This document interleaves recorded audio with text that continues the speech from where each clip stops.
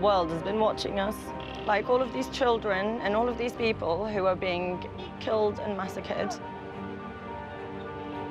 We don't matter. The whole world has failed our nation.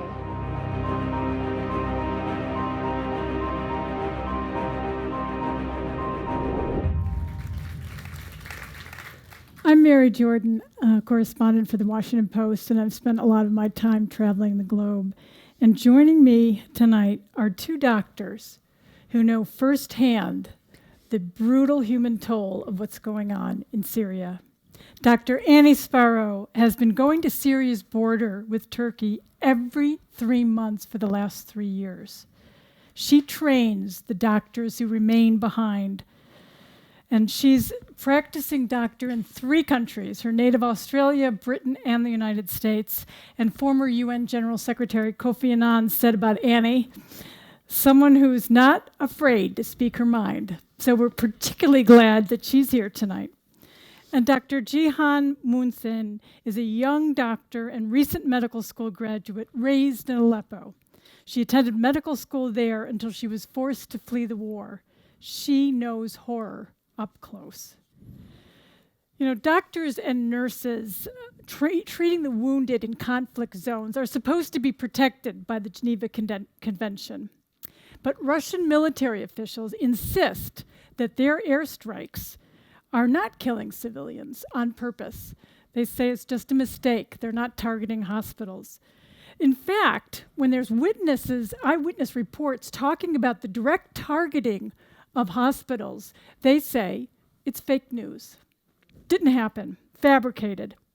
But a new report that will be out on Monday from the Atlantic Council has analyzed the satellite footage and the video, watching what's dropping from the sky, deliberately targeting hospitals, including one in Aleppo called the M2, bombed 12 times in 7 months. Now, Annie, I want you to take us there. We have read about the doctors who have created underground hospitals. They're donating their own blood on the operating table, and they're working by the light of their own cell phones. What's it like to work there now? Syria has got to be the most dangerous place in the world to be a doctor. And I say that as a doctor who's either been exposed to or worked in a lot of wars, starting with Afghanistan under the Taliban, Darfur of the genocide, Chad, Kenya, Sudan, Lebanon, Timor.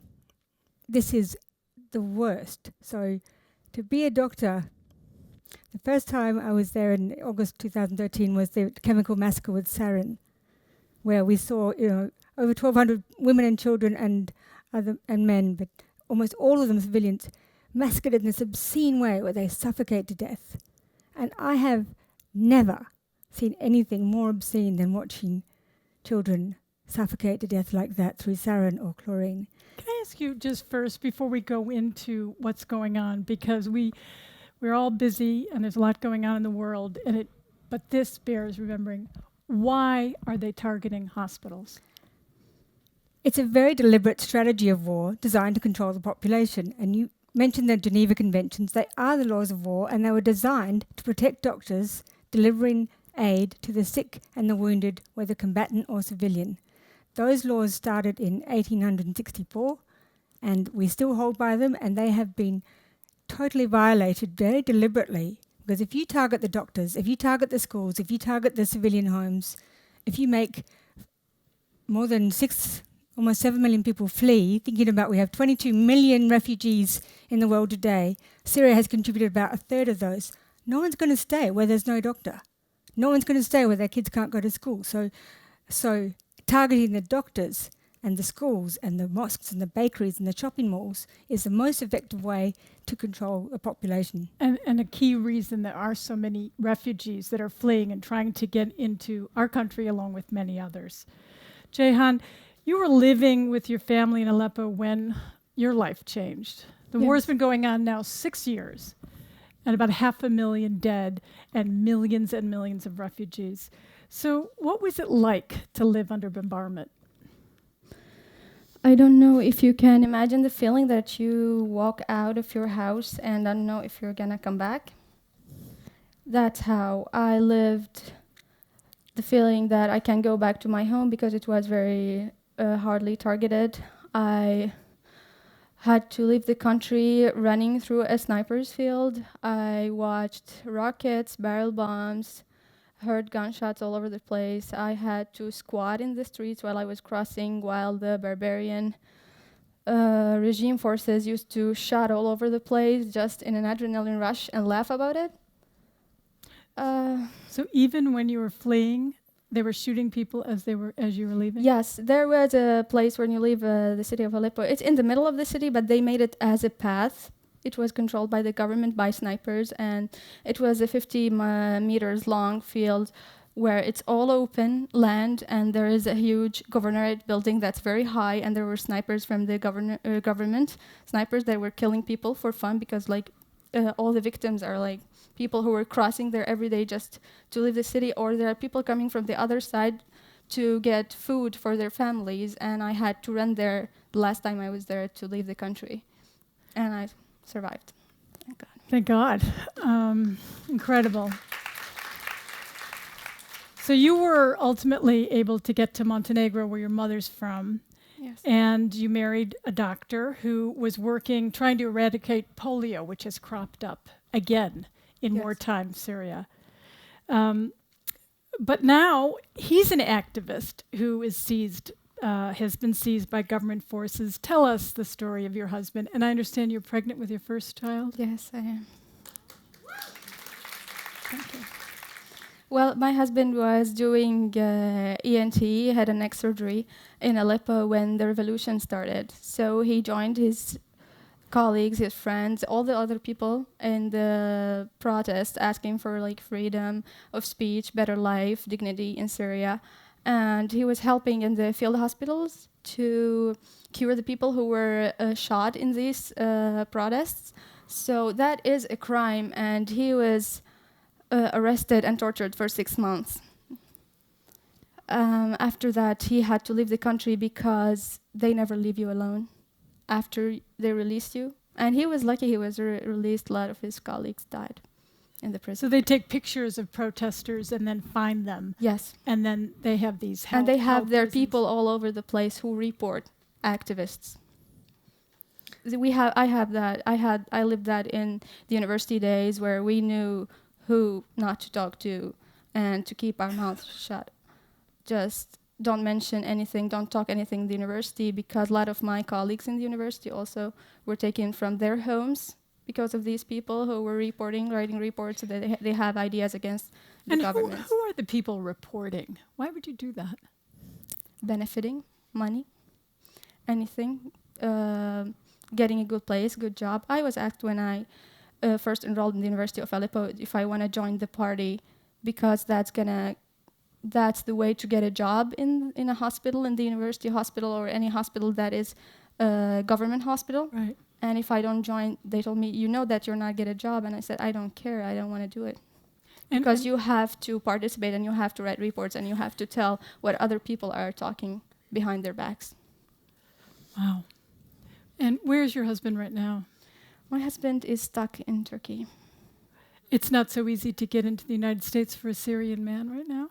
Yes, he was studying at Brown, and he left for 5 days in Turkey, and he was banned from returning to the country 10 days before the executive order. The visa revoked. Yes. And it should be said that this was before the inauguration and before the executive order. It has long been hard to get into this country from Syria, just as it's long been hard for refugees to come into this country. I want to go back to Annie. Annie has lost a lot of colleagues, dear friends who were doctors doing heroic things, including some that were killed at the Al-Quds hospital in Aleppo. The entrance to that hospital was bombed just as they were bringing in victims from another bombing. It's a very deliberate strategy. You bomb somewhere first, so the paramedics, the doctors, the nurses come out to rescue them, they prepare the hospital, and then they target the hospital. And the worst thing about the Russian entry into the war in October 2015 was that they have much more sophisticated weapons that can not only target you during the day, but during the night, and do massive damage. So, in April when Quds Hospital was destroyed, it was destroyed. There were so many people dead. I lost 2 colleagues that night. And Aleppo lost the last pediatrician. And Dr. Wasim he was the last pediatrician. So you can imagine that for a city that had 350,000 still living under siege, they no longer had a single children's doctor left. And that's just Aleppo. I want to share another photo now. This one taken at some doctors in Duma, a rebel-held area. What's captured here, So Annie? this is a little bit earlier. This is August 2015. This is before Russia, okay? And Duma is about 10 minutes drive from the city of Damascus. It's the suburbs. It's short, but it's been under siege since November 2012. Now, there was a horrible massacre on the shopping mall in Duma, killing at least 100 people, mainly women and children, because they're the ones who do the shopping. And so these doctors in Duma were flooded with patients for days. And then Mohammed Badra, who's a photographer, he went to the hospital when it was finally sort of quiet on Saturday morning, and he found them all in the basement, because all the hospitals now have to be built in the basement to withstand all the bombing. And he said, what can I get you? And they said, we'd like some dinner. And he said, what are you talking about? It's breakfast time. And they go, well, how would we know? We've been under here for days. And that's where you can see it in their faces. In the middle there's Dr. Saif. He was in Europe. He's a very successful Syrian doctor. He went back in 2011 to look after his people. The other colleagues there are the same. They are working there under these horrible conditions where they face the barrel bombs, which are nasty bombs filled with TNT and shrapnel, which explode and do a great deal of damage and rip children's arms and legs off and tummies apart, and the chemical weapons, which are horrific, and then the malnutrition and the siege and the infectious diseases like polio, and the flooding when you get after each massacre. And that's what happened here. And they said, we're tired. It's like, for me, here in America, what do we do? 8 to 12-hour shifts? They've been on shift now for 4 years. Here in D.C., there are about 1 doctor for every 100 people. In Duma, there's 1 for every 10,000, and we're not undergoing the bombs, the chemical strikes, the daily living in danger. Are other people pitching in, and if they have any skills at all, trying to help the wounded? I know medical students who are now have had to be now vascular surgeons. Everyone pitches in, and this is what amazes me, where I've never seen a war as I've seen in Syria with the level of weaponry and all these different tactics. The weapons, the trauma, the malnutrition, the deprivement, the fear, the displacement, where targeting civilians means millions of people across the country are now crowded into little homes and just trying to survive. And we see that effect on their health, because the life expectancy has dropped from 71, it's 77 here in the US or so, to 55 in 5 years. That's lower than every single other war we have. Lower than Somalia, lower than South Sudan, lower than Congo. And there's still about 19 million people left There's inside. still 19.6, and there's still more life than death in Syria. And you can see they just want the killing to just stop. They need a rest. Have the war against ISIS, but stop targeting civilians and doctors. I mean, the obscenity of this war, it used to be until this conflict that the U.S. government would give out the coordinates of maternity hospitals because it was just off limits. You didn't do that. And now, of course, with the deliberate targeting, it's just obscene, as you would say. Why don't we talk about how, since it's women in the world, about the special toll that women and pregnant women have? How about, if you're carrying a baby and you're wanting to have a C-section, what do? Or if you just want to have a healthy baby. If you want to have a healthy baby, good luck, because there's so much malnutrition now. It affects babies right in the womb, of course. So we're going to see children, and we already do, who are not just shorter and live shorter lives, but are less smart, and the future is very dark for them, is also short. But the women and the doctors have had to develop this strategy where if you're pregnant, if Jehan was in Duma right now, she'd go get a scan immediately she knew, so she could plan to have the C-section.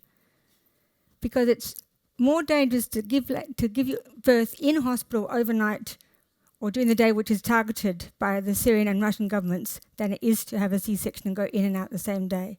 So they have a 70% rate of C-sections. Incredible.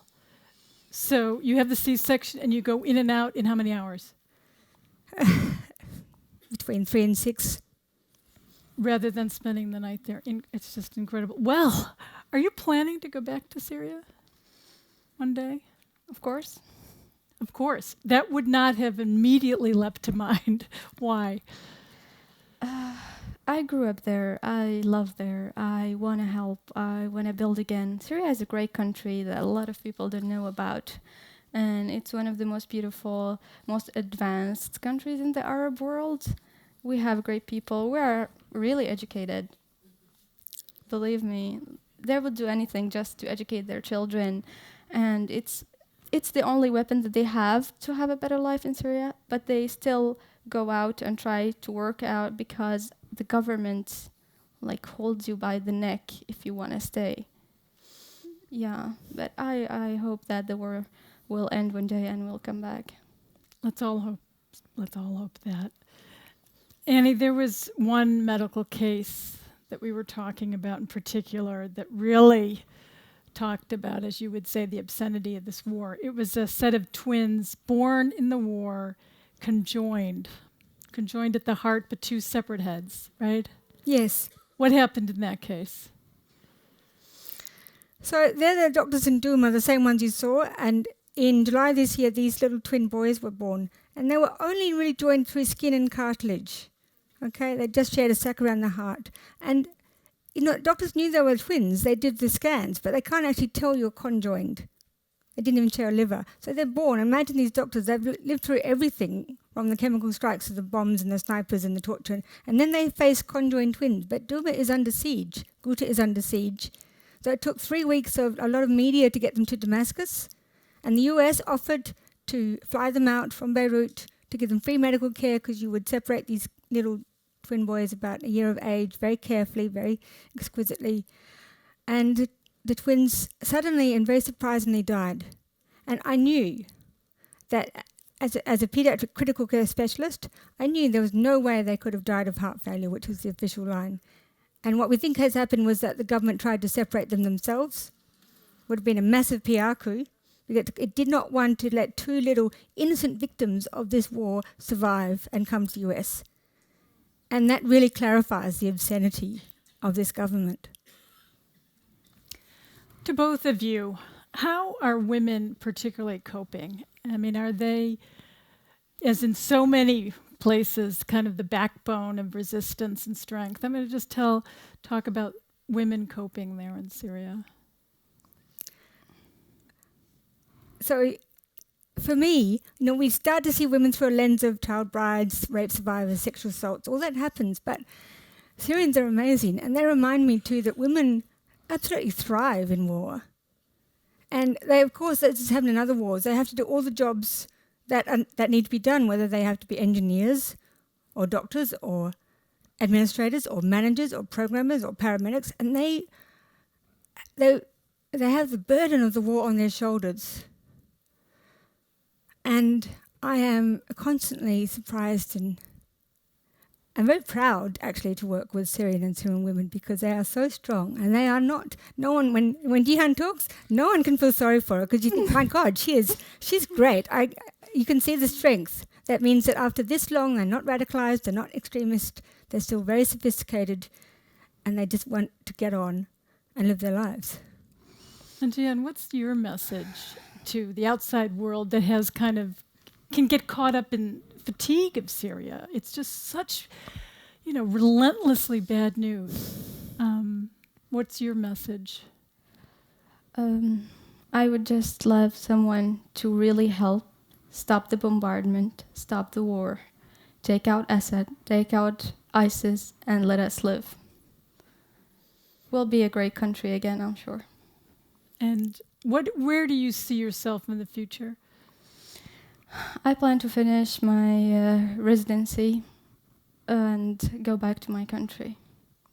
that's for me. I wanna work with the people and for the people in my country. Let's hope it's sooner than later. And Annie, last word to you about your message. And there's still a lot more life than death in Syria. People are still getting married, still having babies, still getting on with it. And they didn't come out in 2011 to find all these different ways to die, as we've seen and we've watched. They came out to live, to have the most fundamental human rights, the basic dignity, the freedoms from fear, the ability to do what job you wanted, to have your child go to school without a screensaver of Trump on your computer, which was basically what they had to do. And there is, we do talk about the death. And in Rwanda we can say we didn't know. And in Darfur we can say, we didn't really know enough. But in Syria we do know. But we also do know there's still 20 million people. There's still 6 or 7 million kids there.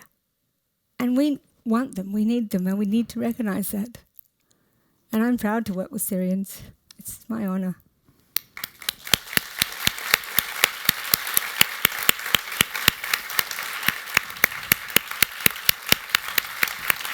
it's my honor to have you up here today. A huge thank you.